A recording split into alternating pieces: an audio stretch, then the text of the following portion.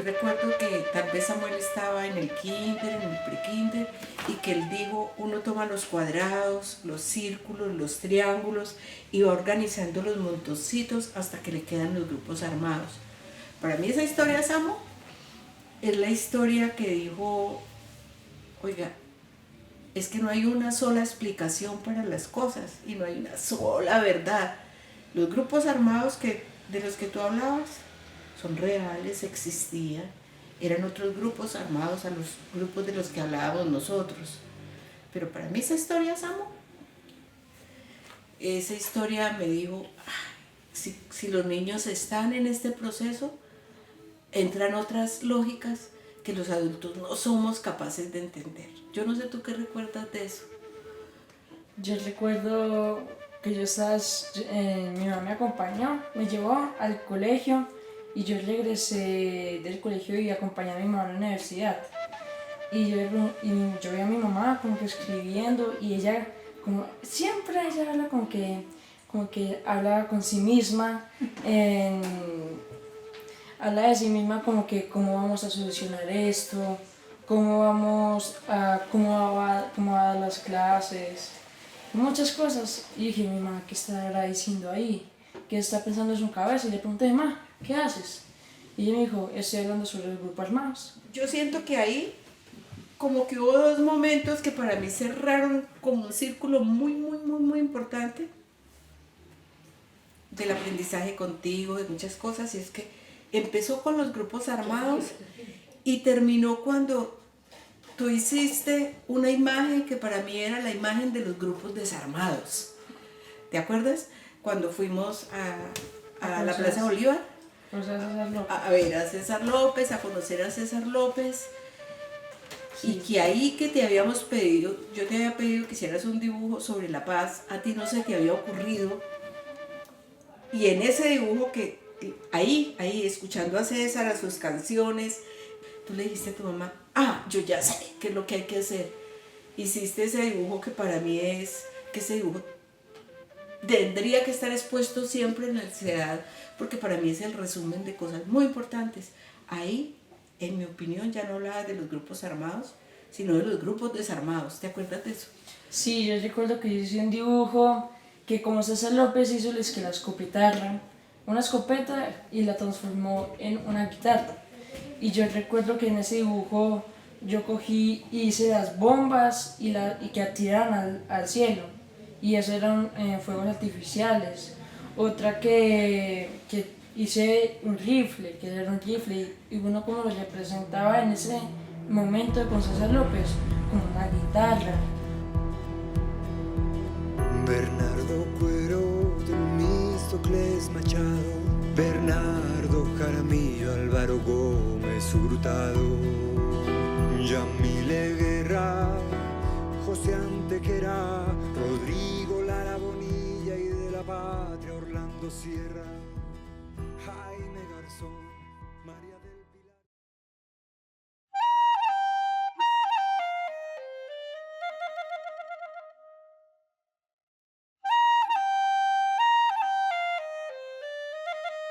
Cocinando la sopa. Marta no se quedó viendo por ahí porque está subida por aquí en un guayabo viéndome cocinar. Y ya tenía todo en esa olla haciendo la sopa de mondongo.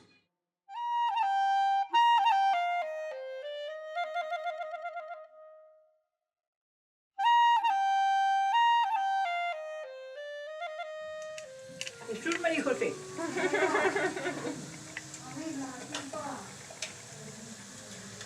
Ahí, Doris. No, esto está bonito. Está bonito, tiene color bonito. Pues todas. Yo sentía con Dorita que cada conversación te contaba un poquito más de su historia. Y ella es como una narradora de época también. Entonces me acuerdo mucho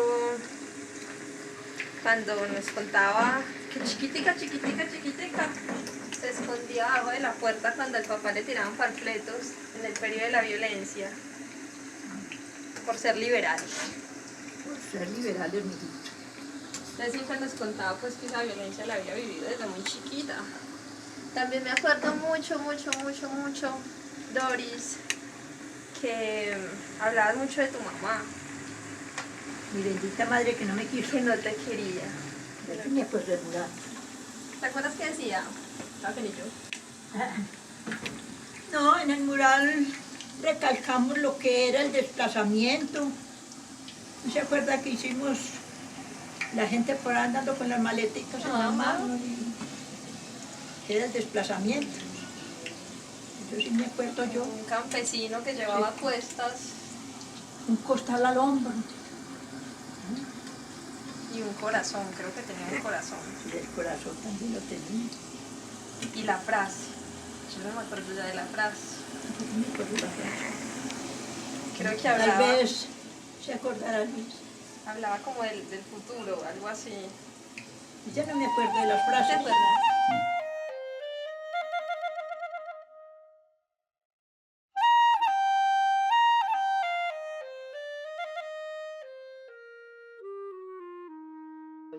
Igual a doña Doralice no llega otra líder. Honrada, sincera y que trabaja por la comunidad.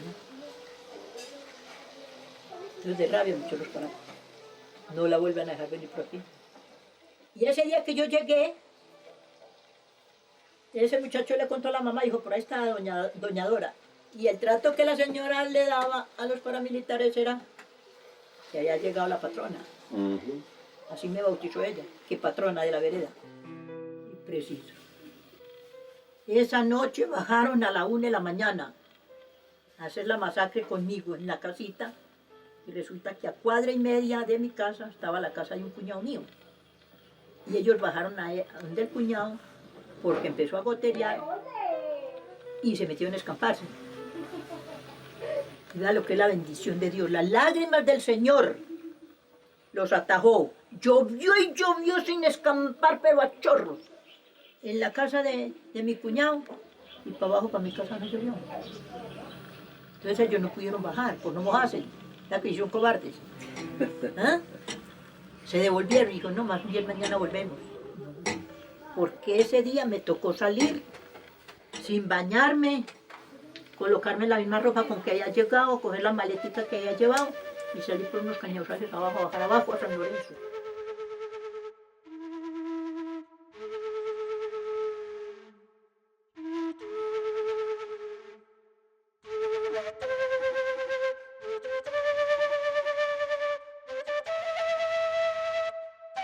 Quizá la conversación más importante, pues tampoco puedo ubicar una, pero tal vez la que se refiere a ahorita. Sí. Definitivamente.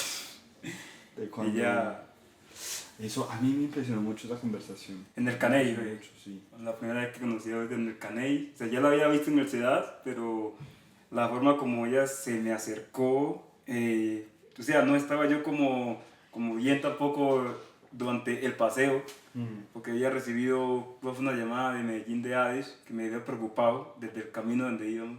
Me ha preocupado y estuve tenso. Creo que yo le conté ahorita, ella se me acercó en el Caney, estaba por el lado yo de la piscina, y ella se me acerca y me empieza como a preguntar qué me pasa, porque estoy como, no sé, como alejado del grupo, con las actividades y eso. Yo me puse a conversar con él porque lo veía muy triste, muy acongojado, lo veía chantado. Y en ese momento me le arrimé y le dije yo, ¿qué te pasa? Le dijo, estoy triste. Le dije, ¿por qué estás triste? Cuéntame. Me da pena. Le dije yo, de mí no te dé pena. Porque yo puedo ser para ti una mamá o una abuela, aunque es muy mala la comparación, porque tu familia puede ser mejor que la mía, pero para mí no hay diferencias. Yo soy una mujer que para mí el blanco, el negro, el azul, el rojo, el verde, el que sea, para mí es una sola persona. Se lo dije yo a él. Y me dijo, ay, es que tengo el corazón como, yo no sé cómo. Y le dije yo, ¿lo tienes oprimido? Dijo, ah, esa es la palabra. Y le dije yo, suéltalo, desgránalo como pelando un huevo. y no sé, de un momento a otro comenzamos a charlar, a hablar, ¿sí? Habiendo como una conexión donde por principios de ella comenzó como a darme consejos, ¿sí me entiende?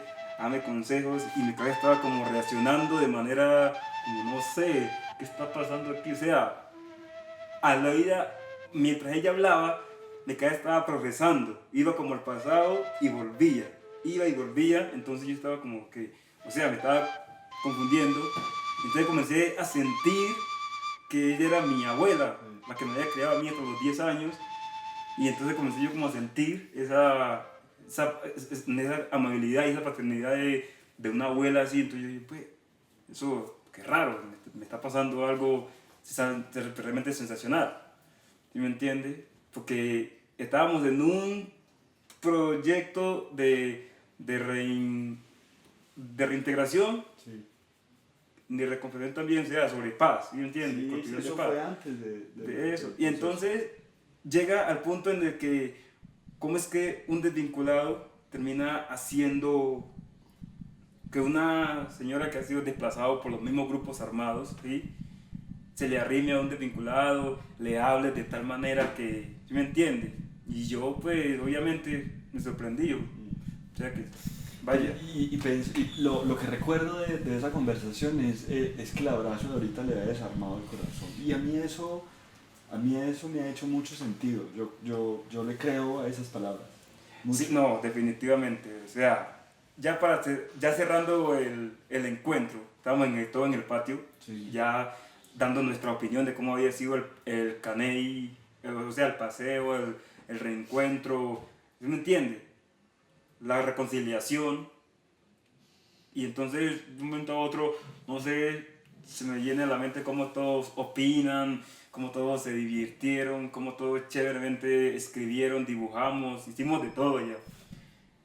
Y entonces, en un momento de esos, no sé, yo empiezo a sentir como, de un momento a otro, mi cuerpo empieza como a reaccionar de manera, no sé, como mi corazón, como que mi corazón tuviera cáscara de huevo, como uno cuando lo pone como a cocinar un huevo y lo empieza como a sacar de las cáscaras. O sea, pero comenzó a cargar solo, de manera así.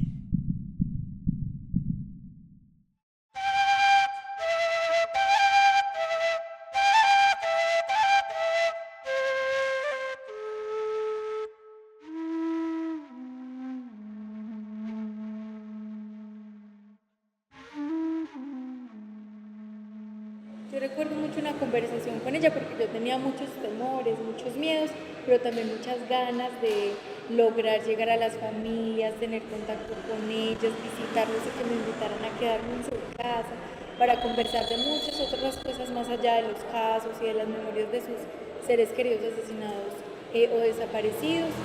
Y efectivamente en una de esas primeras conversaciones con todos esos miedos que yo llegué a acompañar ese primer proceso como organizativo, fue cuando Rocío me dijo, tienes que perderle el miedo al llanto, porque estas son historias tan duras que el llanto va a ser natural, va a fluir en casi todas las conversaciones. Tienes que aprender, digamos, a acompañar de la manera más cuidadosa ese dolor y ese llanto que muchas veces emerge en esos procesos de reconstrucción de memorias o de nombrar todas esas verdades que han estado ocultas, en este caso también por la criminalidad estatal. Todos estos procesos van acompañados, están sostenidos por mujeres, históricamente por mujeres. Eso me parece muy significativo también, como de lo que hemos compartido como espacios conjuntos, darnos cuenta que las mujeres hemos estado cuidando la memoria, hemos estado abriendo camino por la verdad, por la justicia, por la paz de este país. Entonces también identificar, por ejemplo, en ese momento, cuántas compañeras habían de trabajo social en el CEDA, Rocío, Carolina, todas, en su gran mayoría mujeres. ¿Cierto? Y también quienes están, digamos, participando de los procesos mujeres. Eso me parece que es muy significativo como evidenciarlo, ¿cierto? Porque la fuerza que han tenido para sobrevivir, para seguir, para persistir a pesar del dolor, creo que es algo que nos constituye y nos construye también como mujeres en estos procesos. Yo creo que eso es muy importante porque la lucha como por la paz del país, en este caso por la búsqueda de las personas desaparecidas, la lucha por la verdad, contra la impunidad, por la justicia, como dice Nata, digamos que sí es una lucha que también lleva un rostro de mujer y lleva manos de mujer, digamos como en medio de todos esos procesos.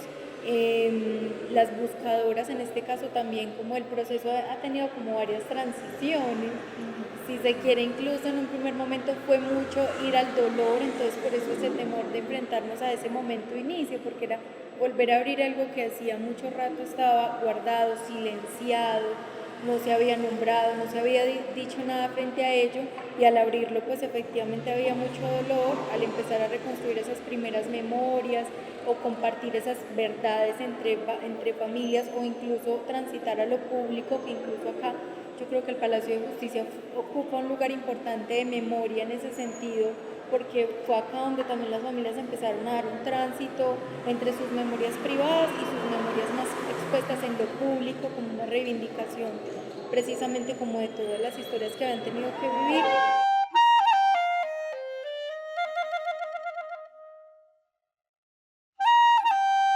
En estos procesos que construimos no vemos unos logros así como que salgan en el periódico, que salgan en la televisión, sino que son unas transformaciones como, no sé, yo no sé si la palabra tenga que ser como subjetivas, porque no siento que sean eso, sino que en serio son cosas que a uno lo tocan, que uno entiende, como le decía Nati, que le reaniman la esperanza.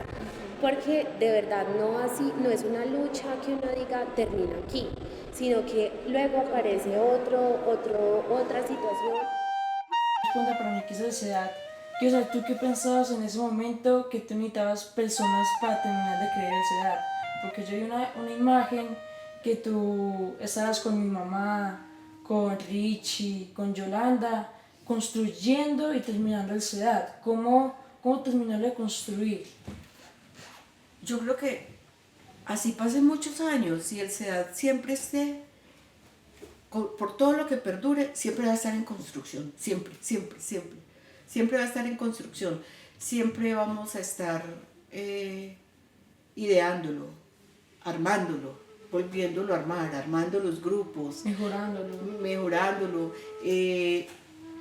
entrando nuevas agendas, nuevos reclamos, porque es que la lucha por la justicia tiene tantas cosas, tantas, volviendo a cosas que hemos dejado como cabos sueltos y hay que recoger.